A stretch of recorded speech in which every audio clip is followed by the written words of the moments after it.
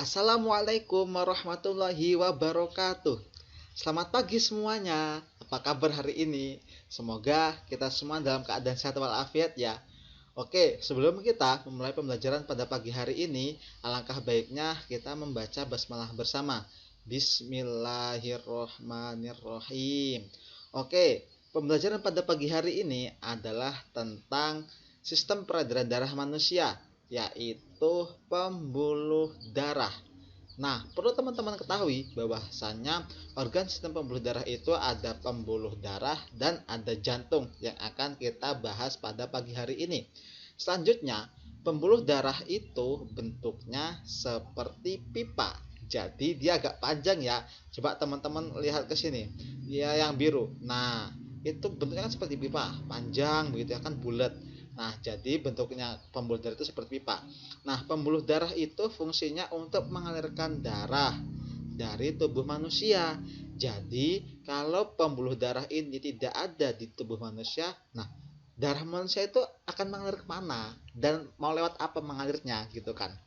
Selanjutnya, pembuluh darah itu dibagi menjadi tiga. Ada pembuluh darah arteri, ada pembuluh darah kapiler, dan ada pembuluh darah vena. Nah, yang pertama kita akan membahas tentang pembuluh darah arteri. Pembuluh darah arteri itu berfungsi untuk membawa darah keluar dari jantung. Ingat-ingat ya, merah nih. Arteri membawa darah keluar dari jantung. Nah, yang kedua adalah pembuluh darah vena atau pembuluh darah balik, yaitu berfungsi untuk membawa darah menuju ke arah jantung. Jadi ini yang biru pembuluh darah vena, yang merah ini pembuluh darah arteri. Jadi biar mudah diingat ya. Nah, yang ketiga adalah pembuluh darah kapiler. Pembuluh darah kapiler itu berfungsi untuk sebagai tempat pertukaran zat, baik berupa oksigen, karbon dioksida, nutrien, zat kimia, bahkan bisa sisa metabolisme. Jadi perlu diingat-ingat ya fungsi dari ketiga pembuluh darah ini. Oke, selanjutnya kita akan membahas tentang jantung. Tadi teman-teman sudah ketahui bahwasanya organ sistem peredaran darah manusia itu ada dua, ada pembuluh darah yang sudah kita bahas tadi dan ada jantung. Oke, jantung itu berfungsi sebagai alat pemompa darah di dalam tubuh manusia. Nah, kok buat mompa sih? Emangnya darah perlu dipompa? Perlu dong. Nah, jadi jantung itu dibagi menjadi 4 ruangan. Biasa disebut ruangan ya. Nah, yang pertama ada serambi kanan. Ini serambi kanan. Yang kedua ada serambi kiri. Yang ketiga ada bilik kanan. Dan yang keempat ada bilik kiri.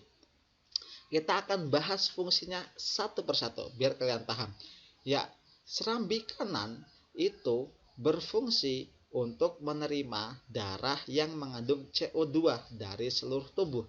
Yang serambi kiri itu menerima darah yang mengandung O2 dari paru-paru. Jadi ingat-ingat, serambi kanan itu mengandung CO2 dari seluruh tubuh, serambi kiri mengandung O2 atau oksigen dari paru-paru. Nah, bilik kanan itu berfungsi untuk memompa darah yang mengandung CO2 ke paru-paru.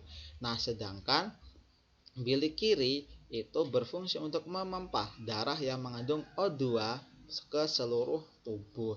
Jadi kalau di serambi kanan dan bilik kanan itu dia CO2 atau karbon dioksida, dan serambi kiri dan bilik kiri itu adalah CO2 atau oksigen.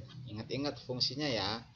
Nah, selanjutnya kita akan membahas tentang perbedaan peredaran darah besar dan peredaran darah kecil. Nah, di sini itu ada dua warna ya. Ada warnanya pink dan ada warnanya kuning. Nah, ternyata yang pink itu adalah peredaran darah besar dan yang kuning itu peredaran darah kecil. Jadi, di dalam sistem peredaran darah manusia itu ada dua, itu peredaran darah besar dan peredaran darah kecil. Kita akan membahas tentang peredaran darah besar terlebih dahulu. Peredaran darah besar itu dimulai dari darah yang mengandung oksigen.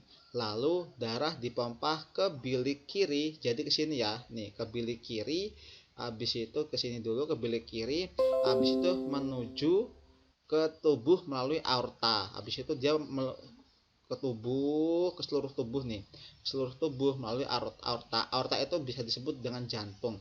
Setelahnya darah dari tubuh yang sudah tidak mengandung oksigen akan dikembalikan ke serambi kanan oleh vena superior ya, dan vena inferior. Jadi ingat-ingat. Nah, peredaran darah besar itu singkatnya adalah dari jantung ke seluruh tubuh terus ke jantung lagi. Kita lihat yang pink. Ya, ini ya, awal mulai dari sini. Dia keluar ke sini, nih, ke sini, habis itu ke sini ke bawah, ke bilik kiri, ke seluruh tubuh. Habis itu dia muter ke sini lagi, habis itu dia ke seluruh tubuh lagi di sini. Nah, begitu ya, ingat-ingat. Sedangkan yang peredaran darah kecil, peredaran darah kecil itu berbeda dengan peredaran darah besar. Ya iyalah, masa sama? Kalau sama nggak mungkin dibahas. Selanjutnya, peredaran darah kecil itu adalah peredaran darah yang mencakup paru-paru. Nah, di sini ya, lihat yang kuning. Di sini ada paru-paru. Nih, di sini paru-paru. Ini paru-paru. Paru-paru kan ada dua, sebelah kanan sebelah kiri. Nah, perjalanannya darah yang mengandung karbon dioksida atau CO2 itu di bilik kanan dipompa ke paru-paru. Jadi dari bilik kanan, nih di sini ya.